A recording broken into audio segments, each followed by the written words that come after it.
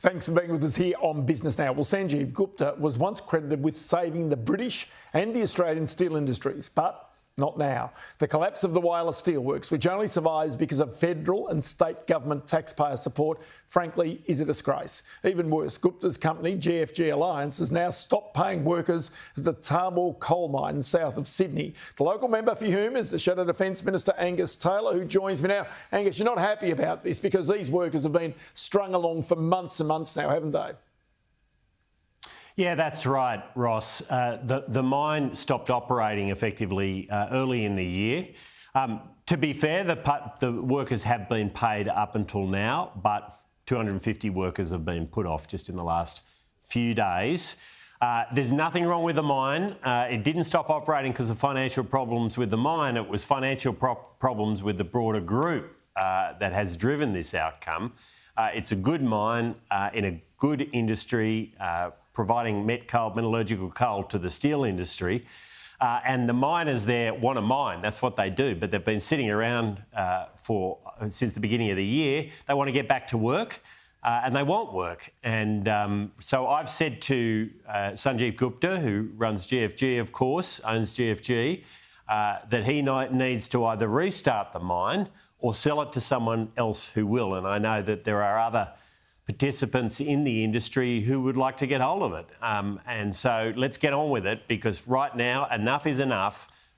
Putting my local community and these workers through what they're going through right now is quite wrong. Angus, this is another classic example of Australia having resources and for whatever reason, it doesn't matter whether it's government controls or in this case somebody going broke, where we're not using the resources that we've got, which seems nuts.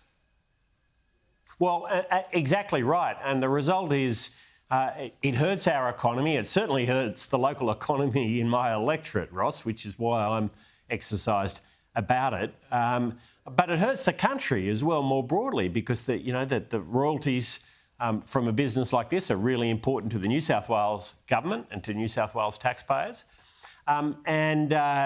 This provides a whole lot of flow-on benefits across the community as well. It's a really important business. It's been a very important business in my part of the world, just to the southwest of Sydney, since 1979 when it started. And of course, coal mining has a very, very long tradition in this part of New South Wales in the Burragorang Valley. And we want to see it keep going. They're good jobs and we want them to continue. And as you say, this is not going into power stations, coal-fired power stations, to be burnt to create electricity. This is going into steel mills to create steel. And Australia needs as much of that as it possibly can have right now, simply because the resources are necessary to try and keep the steel mills, including in Whyalla and also in Port Kembla, alive. That's right. I mean, the important point about this mine is high-quality coal, metallurgical coal, which sells at a much higher price, by the way, than thermal coal, which is used for electricity generation. It's sitting on about $200 a tonne at the moment versus thermal coal, which is closer to $100. So it's a very valuable resource and in great demand. There's a shortage across the world of metallurgical coal. Good metallurgical coal is scarce. So it's a fantastic business. It's good for Australia, it's good for the region, it's good for the workers, and it's been shut down because of the financial failures of the owner. Well, there are other owners out there ready to take it on. So restart it or sell it. It's pretty simple. And what sort of response have you had from Sanjeev Gupta so far? Well, I wouldn't say he's picked one of the options, to be fair, Ross. He hasn't.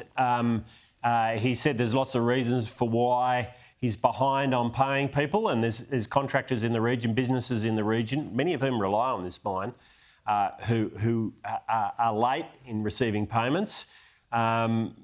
Look, nothing satisfactory so far, so I'm going to keep putting the pressure on because we need an outcome and we need it fast. OK, so the interesting thing about this is when he had the Wireless Steelworks, there was also grants from the federal government, some $63 million, to allow him to try and convert that plant into green steel. This just seems crazy for a business which was at that time pretty much going broke. Yeah, the good news about this mine is it doesn't need government subsidies. It's actually a good business. So we just need it restarted. The cash has been drained out of it, so there's no cash left to run it. That's the problem. But there's no shortage of people who are looking at it and saying, hey, you can make money out of this. Why are the workers being put off? It is a ridiculous situation. It's completely unsatisfactory for Australia, for the local community, and we need a resolution quickly. I'll tell you what, Angus Taylor, always good to chat to you. Many thanks for your time today. We just hope there's some sort of resolution there for those workers. Well, I'll keep pushing for it. Thanks, Ross.